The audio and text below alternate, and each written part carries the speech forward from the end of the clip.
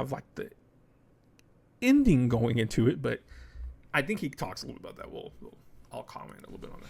Like, especially after somebody who I didn't grow up with Lord of the Rings. The first like real big medieval thing like that I had watched was Game of Thrones. But I look at Lord of the Rings similarly to how I look. This is also a crazy hot take, but I look at them the same way that I look at Blink 182, where I respect what they did. They paved the path for music to be, but like I don't listen. I've never really been all the way in on Blink 182.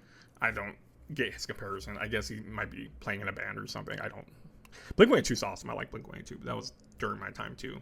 Around the same time Lord of the Rings came out. But I think you also got to remember Lord of the Rings. He's like, it wasn't, when he watched it was so much later, and it wasn't like, oh, it came out before me kind of thing.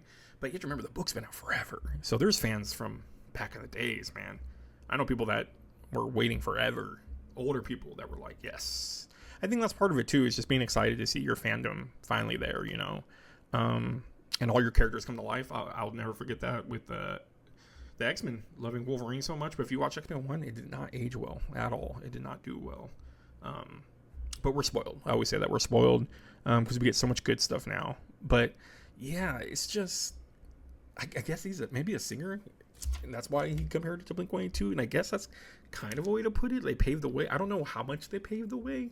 I wouldn't say if it wasn't for their trilogy, we wouldn't have Endgame or stuff like that, because their layout is almost similar, where it's like these big wars and big fighting. And I think the second one I liked, I think the most back then, but I literally put him on the shelf and have had no desire to watch him. And I think what screws him up more is he saw Game of Thrones before he watched Lord of the Rings.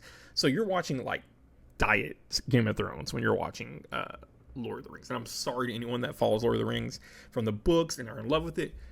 Game of Thrones is peak storytelling, going from the books and to the show, peak storytelling.